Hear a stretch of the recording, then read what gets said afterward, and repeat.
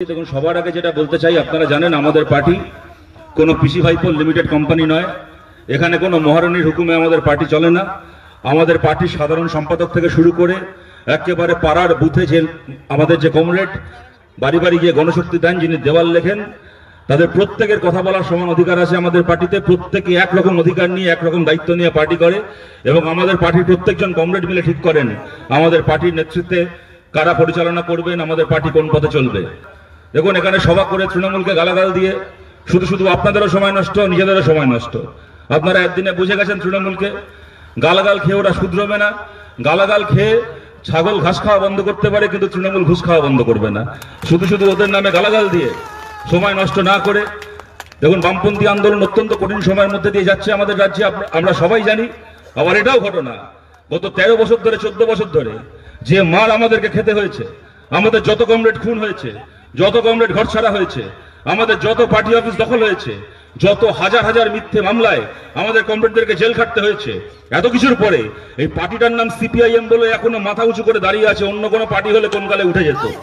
কিন্তু এখানেই আমাদের লড়াই শেষ নয়, সামনের দিকে এগোতে হবে। আরো অনেক মানুষকে সঙ্গে নিয়ে আরো অনেক কাজ করতে হবে।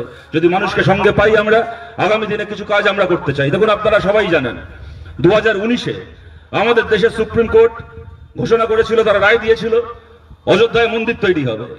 এই রায় যার পছন্দ হয়েছিল সেও মেনে নিয়েছিলেন, যার পছন্দ হয়নি তিনিও মেনে নিয়েছিলেন।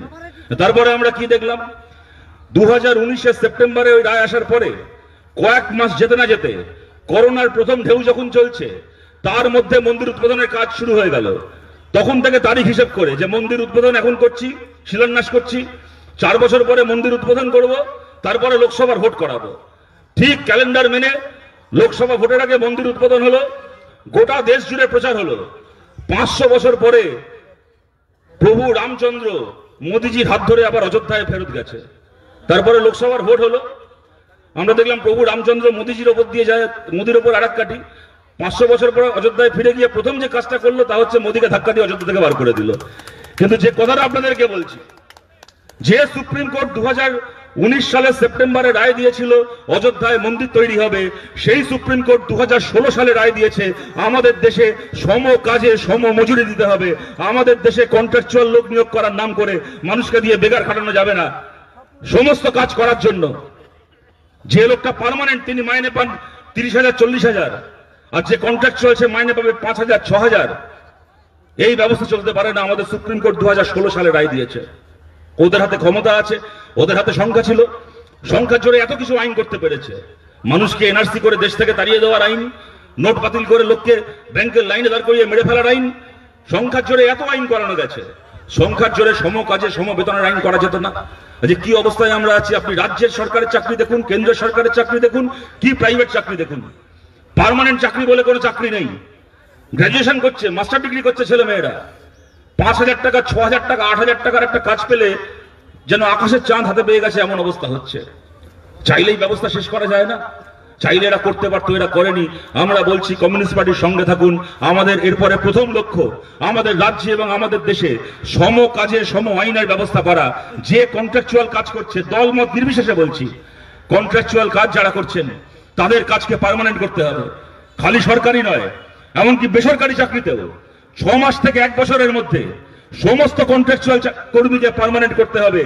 এই আইন দেশের সরকারকে, রাজ্যের সরকারকে করতে হবে। যদি আমরা সুযোগ পাই এই কাজ আমরা করতে চাই, যদি আপনারা আমাদের পাশে থাকেন। বিজেপি বলেছিল রাম মন্দির উদ্বোধনের দিন বাড়িতে একটা প্রদীপ জ্বালাতে। যদি সম কাজে সম বেতনের আইন আমরা চালু করতে পারি, তাহলে বছরে একদিন খালি রাম মন্দির উদ্বোধনের দিন নয়, বছরে 365 দিন আপনার বাড়িতে প্রদীপ জ্বলবে। কর্মসংস্থানের প্রদীপ, নিশ্চয়তার প্রদীপ, মাথা উঁচু করে বাঁচার প্রদীপ জ্বলবে। সেই সঙ্গে সংরক্ষণ, আপনারা জানেন আমাদের কেন্দ্রের সরকার, এরা মুখে হিন্দু হিন্দু বলে, এরা মনুবাদী ব্রাহ্মণ্যবাদী দল, এরা সব রকম ভাবে চেষ্টা করেছে সংরক্ষণকে শেষ করার।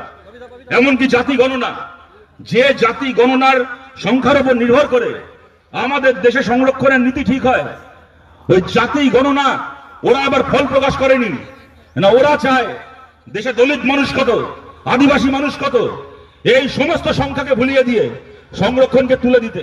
আর ইন্ডিয়া ব্লকের দলগুলো যখন এর বিরুদ্ধে বোম্বেতে মিটিং করলো, করে বলল কেন্দ্রের সরকারকে, মোদী সরকারকে বাধ্য করতে হবে জাতি গণনার সংখ্যা প্রকাশ করতে।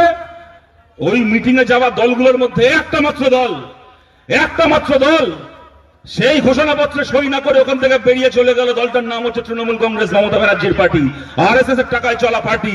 ওরা বলল জাতি গণনার প্রশ্নে আমরা বাকি বিরোধী দলের সঙ্গে নেই। আমরা বলছি স্বাধীনতার পরে ৭৭ বছর পার করে আজকের তারিখে দাঁড়িয়ে বলছি অনেক দেরি হয়েছে, অনেক টালবাহানা চলেছে। নতুন করে আওয়াজ তুলতে হবে এবং এটা নিশ্চিত করতে হবে সংরক্ষণ তপশিলি জাতি উপজাতির মানুষের জন্য সংরক্ষণ, দলিত মানুষের জন্য সংরক্ষণ, খালি সরকারি নয় বেসরকারি চাকরিতেও এই সংরক্ষণকে আমরা লাগু করতে চাই। এই কাজ করতে চাই কমিউনিস্ট পার্টি। আপনারা এই লড়াই আমাদের পাশে থাকুন। ৬০০ টাকা দৈনিক মজুরি আপনারা জানেন গোটা ভারতে একটা মাত্র রাজ্য যেখানে আমরা সরকার চালাই, কেরালা, সেখানে বামপন্থী গণতান্ত্রিক সরকার ৭০০ টাকার উপর ওখানে দৈনিক মজুরি পায় খেটে খাওয়া মানুষ, ওখানকার শ্রমজীবী মানুষ। একদিনে ওখানে আমরা পৌঁছতে পারবো না, ধাপে ধাপে মজুরি বাড়াতে হবে। কিন্তু আজকে আমাদের রাজ্যে ধরুন এই মালদা জেলার কথা যদি বলি, ১০০ দিনের কাজ থেকে শুরু করে যত রকমের প্রকল্প রয়েছে, সরকারি বেসরকারি মালিকের আন্ডারে যারা কাজ করছেন, ১৫০ টাকা ২০০ টাকা মজুরি। সেই কাজ চলে যাবে তৃণমূলের মিছিলে না গেলে, সেই কাজে চলে যাবে জব কার্ড দিয়ে, তৃণমূলকে ব্যাংকের পাসবই দিয়ে আপনার মজুরির একটা অংশ ওদেরকে তুলতে না দিলে। এই যে ১০০ দিনের কাজ স্বর্গ থেকে কোনো দেবতা এসে দিয়ে যায়নি। ২০০৪-এ মোহাম্মদ সেলিম সহ আমাদের বামপন্থী ৬১ জন এমপি পার্লামেন্টে জিতে গিয়ে চাইলে নিজেদের জন্য লালবাতি গাড়ি চাইতে পারতেন, নিজেদের জন্য বড় বড় মন্ত্রিসভা চাইতে পারতেন। একটা লালবাতি গাড়ি চাইনি, তার বদলে আমরা ১০০ দিনের কাজ চেয়েছিলাম। ১০০ দিনের কাজ চালু করেছিল ভারতে বামপন্থীরা। আজকে গোটা ভারতের মানুষ ১০০ দিনের কাজের টাকা পায়, আমাদের রাজ্যে বন্ধ হয়ে আছে। এই মালদা জেলা, আপনারা জানেন এই মালদা জেলায় ১০০ দিনের কাজের দুর্নীতির জন্য এই জেলাকে ফাইন করেছে কেন্দ্রের সরকার। একটা টু শব্দ না করে, অন্য সময় এত বড় বড় ভাষণ দেন, এত বড় বড় ডায়লগ দেন, ১০০ দিনের কাজের জন্য যখন মালদা জেলাকে ১.৫ কোটি টাকার উপর জরিমানা করা হলো, একটা টু শব্দ না করে মমতা ব্যানার্জি জরিমানা দিয়ে দিয়েছেন। কেন? টাকা কারা চুরি করেছিল? ১০০ দিনের কাজের দুর্নীতি যারা এখানে সাধারণ মানুষ আছেন, এমনকি তৃণমূলকে ভোট দেন যে সাধারণ মানুষ, তারা চুরি করেছিলেন। চুরি তো করেছে এই কৃষ্ণেন্দু আর সাবিত্রীর মতো চোরগুলো চুরি করেছে, রহিম বক্সির মতো চোরগুলো চুরি করেছে। আর এই চোরগুলো চুরি করবে, মানুষের টাকা থেকে কেন্দ্রের কাছে জরিমানা যায়। কেন এই জিনিস হবে? ১০০ দিনের কাজ ভারতে বামপন্থীরা চালু করেছিল। আমাদের পরের লক্ষ্য ১০০ দিনের কাজকে ২০০ দিন করা, এবং একটা জব কার্ড কোন পার্টির নেতার কাছে জমা রাখতে হবে না। আপনার অধিকারে আপনি কাজ পাবেন, আপনার মজুরি আপনি পাবেন। একটা নয়া পয়সা দুর্নীতিও করতে হবে না, কোন নেতাকে ধরে তেল দিতে হবে না। খেটে খাওয়া মানুষ নিজের পরিশ্রমে নিজের উপার্জন করবেন। এই ব্যবস্থা আমরা চালু করতে চাই।